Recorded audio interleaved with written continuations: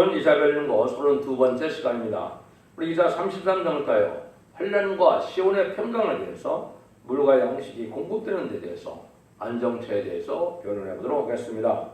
본장은 32장과 같이 완전한 안식의 의로운 통치시대 보면 기존에 종말적인 환란이 올 때 참된 시온의 자녀는 환란을 피하고 평강을 누리게 되는 것을 목적으로 가르치는 말씀인데요. 절대적인 인도와 보호와 양육이 있는 안정처가 있다는 것입니다. 이 무리에 들어가야 하느님의 사랑을 받아서 세시의 축복을 누리게 된다는 것이죠. 이제는 하느님의 택한 종이고 하나님 앞에 합당한 종이냐, 합당한 성도는 언제 결정되겠습니까? 환란이 올 때에 하나님의 보호와 인도가, 절대적인 보호와 인도가 있느냐, 없느냐에 따라서 참된 신앙이 있느냐 아니냐가 갈려지게 되겠죠.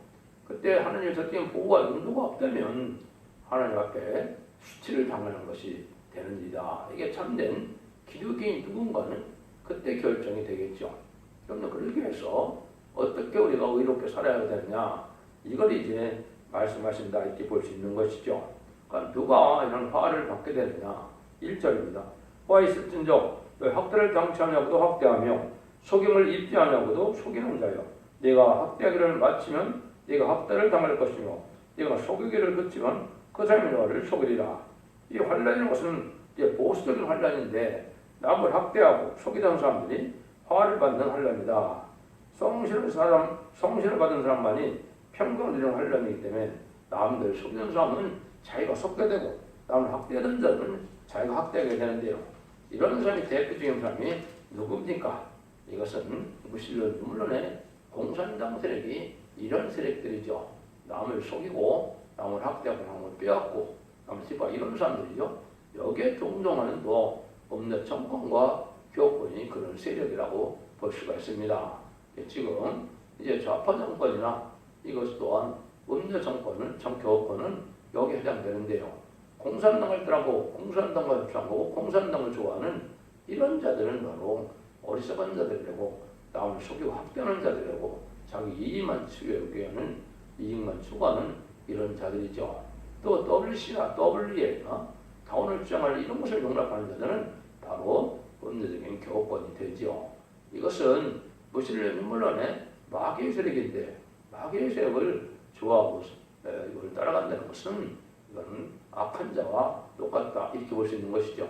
이런 자들이 이제 망하게 된다 이렇게 볼 수 있는 것입니다. 2절입니다.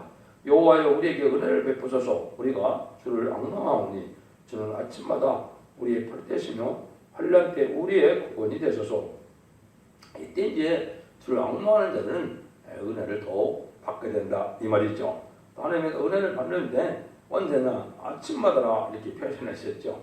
여러분들이 지금 듣는 이 말씀이 바로 아침마다 하나님이 하시는 일이다 이렇게 보시는 것이 맞습니다. 왜냐면요, 이 말씀이 여러 군데 임하게 되어 있거든요. 이사 50장 4절에도 아침마다 학자같이 깨닫게 하시고 학자같이 알아듣게 하신다 그랬죠. 여기도 아침마다 은혜를 받게 하신다 그랬죠. 이것이 이제 또 스바냐 3장 4절로는 아침마다 간장없이 자기의 공의를 나타낸다 이렇게 얘기했거든요. 그것을 또 여러 성경에서 보면 성전에서 하나님께서 아침마다 하신다 이렇게 말씀드렸거든요. 또 이사 3장 13절을 보면 하나님께서도 인간 종말에 대해서 여기에 일어나시는데 변론하러 일어나시고 심판하러 서신다 그랬거든요. 이 변론하고는 심판한다 이 말입니다. 그럼 여러분들이 이제 하나님이 직접 와서 언제 이 변론을 하시겠습니까? 하나님 들어서는 종을 통하여 하나님의 뜻을 알게 하고 하나님의 말씀의 비밀을 알게 하는 것이죠. 이것이 바로 다시언이고 이것이 아침마다 은혜를 받는 일이다. 2700년 쓰였던 예언서를 다 인간이 알기는 참으로 어려운 얘기죠. 그것은 하나님의 신의 역사로서 하나님이 키우는 종 이걸 알게 하셔서 이걸 전해고는 이 변론대로 심판하고 이 변론대로 복을 받고 이 변론대로 재앙을 만나게 되는 것이 하나님의 심판의 방법이고 진리 하나님, 공의 하나님, 법의 하나님의 뜻이 그렇습니다. 그래서 어떤 이론이 아니고 하나님의 예언서 계시록에 본문 그대로를 전구해서 그대로 하나님은 심판하고 그대로 축복하는 것이 하나의 방법인 겁니다. 여러분들이 아침마다 제가 이걸 찍으면 온 세상이 다 볼 수 있게 되는 것이죠. 이게 이제 하나님께서 예정하신 방법이다, 이렇게 볼 수 있는 것입니다. 이것은 뭐 여러 가지 예언서 계시록에 여러 가지 예언 성취되는 과정이다, 이렇게 볼 수가 있습니다. 3절 4절입니다. 진동시키시는 소리로 인하여 민족들이 도망하여 주께서 일어나심으로 인하여 열방이 흩어졌는 날이다. 황충에 모임같이 사람이 너의 무덤을 모을 것이며 메뚜기에 뛰어오는 같이 그들 위에 뛰어오르리라. 세계 민족에 이제 정말 환란이 올 때 주께서 일어나신다 그랬죠. 여기 보니까 다 흩어져서 황충에 모임같이 사람들이 누락질을 하는 자에게 파고온다는 것이죠. 주께서 일어나심으로 열방이 흩어진다. 재림의 때, 심판의 때를 말씀하시는 것이죠. 그래서 지금까지는 악인에게도 하나님께서 잠잠히 계시지만은 심판 때는 이제 주님이 일어나시는 심판대로 오실 때가 올 때 심판의 역사가 진행이 되겠죠. 이때는 이제 혼비백산하여 약한 자들은 망할 때가 오는데 혹시 메뚜기처럼 일시적으로 사용되다가 또 살다가 일시에 그냥 순식간에 없어지는 것과 똑같다. 그래서 성경의 메뚜기는 이제 북방군대를 메뚜기라고 표현한 데가 많습니다. 요에서 2장 25절이나 또 나홈서 3장 15절에 보면 메뚜기 말을 얘기하는데 그건 북방 공산당들에게 군대가 많은데 잠시간만 일어났다 없어지는 이런 메뚜기와 같이 잠시 하나님께서 심판의 도구로 사용된 악의 무리를 뜻했다. 이렇게 보시면 됩니다. 이것이 하나님 심판하는 방법이고 북방 공산당이 강한 세력을 가지고 또 무기가 준비된 것은 바로 심판의 도구로 사용되기 위한 것임을 여러분이 아셔야 됩니다. 자기 백성이 수백만 명이 굶어 죽어도 핵무기를 만들고 있죠. 이것은 바로 공산당이 가고 심판의 도구로 사용될 악의 몽둥이인 것을 우리가 알 수 있다. 이렇게 볼 수 있는 것입니다. 이것들이 이제 하나님의 이제 망할 때가 온다는 거죠. 5절입니다. 여호와께서 지정하시니 이는 높은 데를 가시며 공평과 의로 시온에 성명케 하십니다. 하나님은 의롭고 공의로운 분이기 때문에 하나님은 법대로 의롭게 하시는 것이지 심판에 하기 전에 얘는 회개할 때도 주고 또 마지막으로 참선론에 사람의 별론의 경고도 이렇게 하고 이래도 순종치 않고 회개치 않는 데면 악인과 죄인은 다 멸망할 수밖에 없는 것이 하나님의 공의고 의롭다, 이렇게 볼 수 있는 것이죠. 그래서 이것이 이제 시온에 충만케 한다. 이것은 바로 뭡니까? 합당한 진리 앞에 순종하는 자들만 이제 에덴동산의 축복, 에덴동산의 축복을 주셔서 하나님의 축복이 아주 이제는 충만한 이런 새 시대의 안식의 축복, 천년왕국의 축복을 주게 된다, 이 말입니다. 이것이 하나님의 주고 싶어하는 사람이고 이것이 하나님의 완전 역사가 완전 별로 완전한 말씀을 완전하게 역사해서 하나님께서 알과 죽중을 가려서 진리 앞에 순종하는 자들은 알고게 되고 진리 앞에 순종치 않는 자들은 이제 죽중이가 되어서 심판날에 이제 알고가 죽중을 갈려짐으로 죽중을 불태우는 것이 수사하는 방법이죠. 인간적으로 그렇다, 이렇게 볼 수가 있는 겁니다. 그럼 이 시대에 어떻게 살아야 되느냐? 이제 6절입니다. 너희 시대에 평안을 있으며 구원과 지혜와 지식이 풍성할 것이니 여호와를 경외함이 너의 범에니라 떠났죠. 참된 신혼의 자녀들은 이제 평안함이 온다. 주님께서도 부활 성찬하셔서 무서워서 막아야 판에 꽁꽁 문장고 숨어있던 이런 12제자에게 나타나서 첫 번째 하신 말씀이 뭡니까? 평강이 있을지어다 그랬죠. 지금까지 은혜 시대는 이제 영혼의 평강이라고 볼 수 있죠. 왜냐하면 예수를 믿는다고 해서 한량 풍파가 없는 것이 아니거든요. 재앙을 찾아 안 당하는 것이 아니거든요. 그러면 이제 내 영혼은 하나님의 백성이 돼서 세상에서 고난을 당하더라도 하나님의 백성, 천국의 백성이 되는 거는 이제 소망을 갖고 사는데 인간 정말에는 영혼간에 이제 평강이 되겠죠. 왜냐하면요, 심판의 환란장 때 하나님의 젖들이는 보호와 인도와 양육이 있게 된다. 초대에서 말씀드렸는데 그런 일을 하게 되는 것이 여기 이제 하나님의 구원과 지혜와 지식이 풍성하다 그랬죠. 그래서 이것은 이제 하나님을 바로 아는 지식, 세계 통일의 지식, 마귀를 들어드는 지식, 성삼 하나님께서 어떻게 사람을 이 땅에 완성하는가, 이런 걸 아는 것이 이제 참다운 하나님의 지식이 되는 것이죠. 그러니까 인간적으로, 학문적으로, 인문학적으로 이걸 갖고는 하나님의 뜻을 알기에는 부족하고 알 수도 없는 것이고요. 그것은 진리 앞에 순종함으로 진리를 깨닫게 하는 진리의 성령께서 도와주심으로 가능한 일이죠. 그래서 이 시대에 참으로 보배가 뭐라고 합니까? 하늘을 경외함이 너희 보배니라. 하늘 들고 떨림을 잘 섬겨야 하나님 앞에 복을 받으니까 이것이 보배다. 가장 값지다 이 말이죠. 그럼 이것이 어떻게 나타났습니까? 저 멀리 계신 하나님을 어떻게 해서 경외할까요? 그것은 하나님의 말씀에 떨고 순종하는 이런 삶이 있어야 되죠. 그래서 세상 것으로 만족하지 않고 마음이 가난하고 심령에 통해하고 말씀에 떨어져 순종하지 않는 이런 자들이 하나님을 경외하는 것이 되는 것이죠.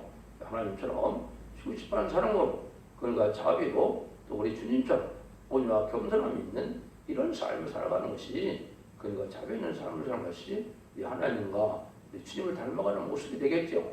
이런 사람들이 진리대로 순종하는 것이 이 시대의 보배다 이렇게 볼 수 있는 것이죠.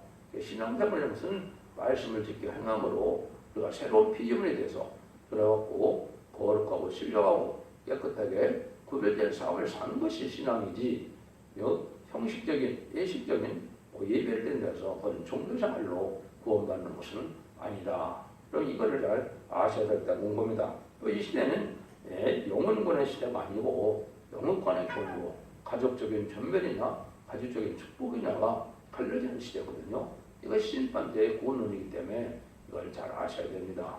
옛날에도 세 가지 사건이 다 가족 구원이죠.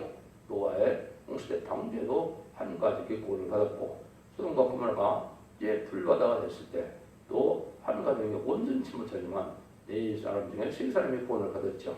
그죠? 예루살렘이 무너질 때 이제는 기생 라합은 어떻게 했습니까?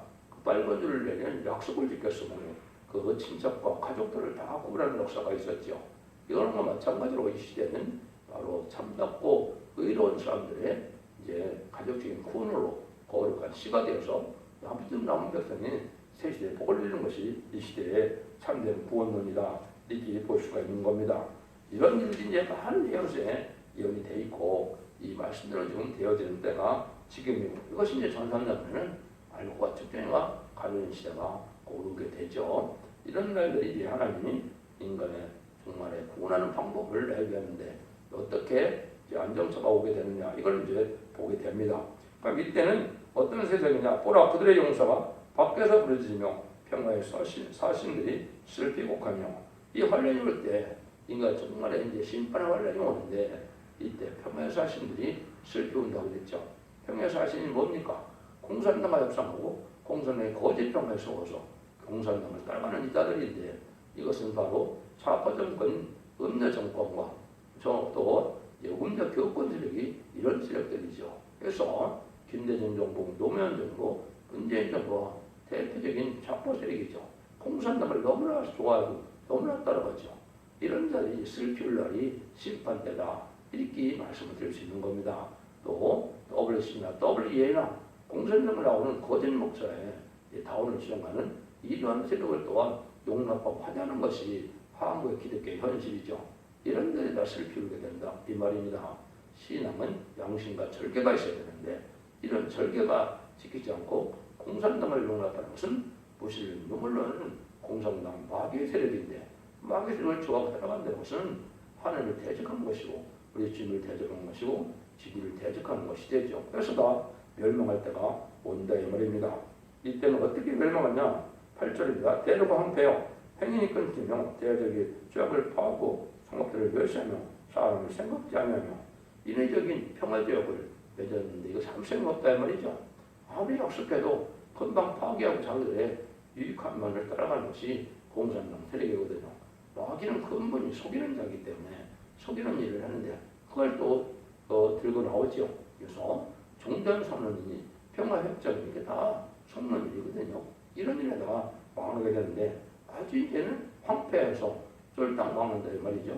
전멸당하는 때가 온다는 것이죠. 그래서 이런 것이 바로 거짓 평화시대가 이게 바로 심판대가 가까운 징조다 이렇게 볼 수가 있는 겁니다.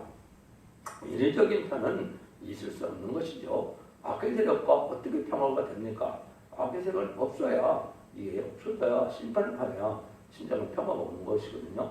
악의 세력은 거짓말이고 그 남을 속이는 것이고 남을 약탈하는 것이기 때문에 악의 세력들은 악의 세력과 타협해가 보는 진정한 평화가 오지 않는 것입니다. 여러분들이 이거를 진리적으로 깨달아야 될 때가 왔다 이 말이죠.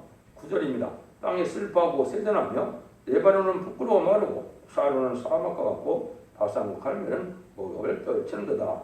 땅이 슬퍼하고 세전하다 이 말이죠.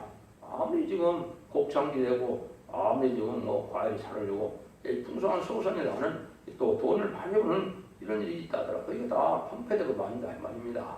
그래서 지금은 아주 잘 먹고 잘 사는 시대가 왔는데 이게 심판대가 되면 소유가 황폐된다 이 말입니다. 그러니까 우리 삶 자체가 파루돼야 예전도 그의 축복을 부족이 없는 축복을 누리게 되는 것이지 이 생에 지금 잘 먹고 잘 산다 그래서 이것이 영원한 평화고 영원한 안전이 아니다 이 말입니다. 이런 것을 여러분이 생각하셔서 어떻게 우리가 이렇게 경건하게 살아야 되느냐 이걸 말씀하시는데 이때 심판이 어떻게 오느냐 10절에 11절입니다. 여호와께서 가라사대 내가 이제는 하며 내가 이제 나를 높이며 내가 지극히 높이 오리니 너희가 결을 잉태하고 집을 해산할 것이며 너희 호흡은 불이 되어 너희를 삼킬 것이며 민족들은 불에 굽는 햇불을 받겠고 배에서 풀에 사르는 가시나무가 되리라. 여호와께서 일어나서 높임을 당할 때가 온다 말이죠. 하나님이 어떻게 일어날까요? 이것이 이라 3장 13절에는 이렇게 말씀하시죠. 여호와께서 변론하여 일어나시며 백성을 심판하고 사시도다 이랬죠. 여러분들이 아까 말씀드린 것처럼 하나님의 진리의 말씀을 마지막으로 상의 변론의 공부를 하나님의 대행대적인 전하게 해서 이걸 전하는 하나님께서 일어나신다. 일어나셔서 이걸 전하게 하시고 그 다음에는 심판하신다. 심판할 때는 결론만한 심판이 아니는 거지요. 호흡이 불이 된다고 그랬죠. 나중에는 결과적으로 아마겟돈 때는 핵무기까지 터지거든요. 핵무기에서 살아날 자가 없죠. 그래서 이제는 회개하는 2000년의 역사를 하나님께서 주셨고 또 마지막 상해 변론의 공부를 1300년 만에 진리의 심판되는 진리의 변론으로 완전으로 마지막 상해 변론을 경고할 때 이때 믿고 돌아오지 않고 말씀을 지켜 순종하지 않는 자들은 다 이제 재앙의 심판 때 다 망하게 된다 이 말입니다. 그래서 호흡이 불이 된다는 것은 이것은 바로 핵무기가 터질 걸 얘기해서 민족들이 불이 굽는 햇돌 같다 그랬죠. 그러니까 다 죽여야 된다 이 말입니다. 대접장 때 고난도 많이 받고 아마겟돈 때는 다 불타서 없어지는 그런 재앙까지 받는 데는 후 3년 만에 짐승의 표를 받은 자들이 그렇게 되는 것이죠. 짐승의 표는 누가 받습니까? 바로 이어들 계시를 전할 때 이지 옆에 순종치 않고 단체적인 구원을 알고 그걸 모을 때 창고 속에 모아지지 않는 자들이 개인적인 신앙을 고집적으로 하다가 관련에 빠지면 짐승의 표를 받게 되고 짐승의 표를 받게 되면 심판의 대상자, 멸망의 대상자가 돼서 천멸당하는 것이 하나의 심판의 방법이다. 이렇게 말씀하셨다고 볼 수 있는 것이죠. 13절 14절입니다. 너희 먼데 있는 자들아 나의 하는 것을 들으라. 너희 가까이 있는 자들아 나의 권능을 알라. 시온의 죄인들이 두려워하며 경건치 않은 자들이 떨며 이르기를 우리 중에 누가 삼키는 불과 함께 거겠으며 우리 중에 누가 영영이 탄 것과 함께 거리와 하도다.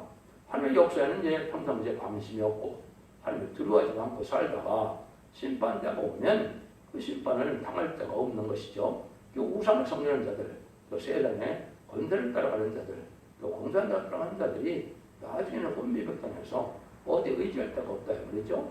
하나님의 철저적인 보호와 인도 속에 하나님의 사랑을 받지 않는 자들은 다 망하게 되는 데가 온다 이 말입니다.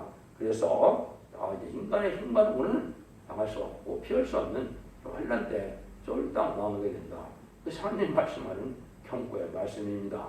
여러분들은 진리에 빗따라 말씀에 빗따라 이제는 진리 앞에 순종으로 이제 사랑의 방주, 은혜의 방주, 구원의 방주 터지게 완전 변론의 역사에 순종하여 진리를 지켜 회개해서 원죄자 원죄를 해결해서 남은 백성으로 세세를 이루면 이 구원의 판에 동참하여만 구원을 받는 것이다. 이렇게 볼 수 있는 것이죠. 누가 그러면 그런 복을 받느냐? 그것이 이제 10부터 16절에 나오죠. 오직 의롭게 행하는 자, 정직히 말하는 자, 토색한 재물을 가중히 여기는 자, 술을 흔들어 뇌물을 받지 않는 자, 길을 막아 꾀를 듣지 않는 자, 눈을 감아 악을 보지 않는 자, 그는 높은 곳에 거리니 경관 바위가 포장이 되며 양식은 공급되고 그는 끊치지 아니하리라 하였느니라. 환란과 정의 아래 하나님의 절대적인 보호와 인도를 받고 물과 양식이 공급돼서 하나님의 이제는 절대적인 사랑을 받는 자들이 나오는 것이죠. 이러려면 이제 여기서 몇 가지가 나옵니까? 지금 6가지의 삶을 얘기하죠. 이게 정직하고 깨끗하게 의롭고 구별된 삶을 살아야만 물과 양식이 공급되고 하나님의 보호와 인도를 받게 된다 이 말입니다. 예수를 믿는다면서 그리스도 안에서 악을 다 행하고 회개하지 않고 완악하고 강박하게 산다면 하나님의 사랑을 받을 수 있는 자들이 아니죠. 이 6가지를 얘기하면 의롭게 행할 것, 정직히 말할 것, 불의한 재물을 가정에 볼 것, 예물을 받지 아니할 것, 또 악한 말을 듣지 말고 악한 일을 보지도 말 것, 이렇게 됐죠. 그래서 의로운 자들이 삶에 의로운 삶을 살아야 하나님 남정남을 그렇게 생겨요. 새 시대에 복을 받게 된다 이 말입니다. 그래서 인간의 물은 먹고 살 수 없을 때 하나님 물과 양식을 공급하죠. 이스라엘 백성들이 애굽에서 나와서 이제는 바알의 군대를 홍해에 수장시키고 나서는 어떻게 살았습니까? 하나님이 이제 먹여주고 하나님이 다 물과 양식을 주었죠. 그래서 사는 것처럼 이런 시대가 또 환란 때 다시 온다 이 말입니다. 그래서 주님 앞에 순종하야만 심판 때 예비적 보호제에서 보호받게 되는데 그것이 여기서 이제 안정처럼 나오는 거죠. 그걸 여기 이제 이 복음의 말씀이 나옵니다. 보세요. 17절입니다. 너희 눈은 그 영광 중의 왕을 보며 관원당을 목도하겠고 이렇게 사는 사람들은 이제 영광 중의 왕, 만왕의 왕인 예수님을 영접하게 된다 이 말이죠. 제일 영접하여 새 시대의 축복, 예전동으로 회복된 천년의 축복을 받게 된다 이 말이죠. 이런 자들이 이제 하나님의 복을 받게 된다. 18절에서 19절입니다. 너희 마음에는 두려워하는 것을 생각하여 내리라. 괴능된 자가 어디 있느냐? 공사를 청량하던 자가 어디 있느냐? 망들을 계획하던 자가 어디 있느냐?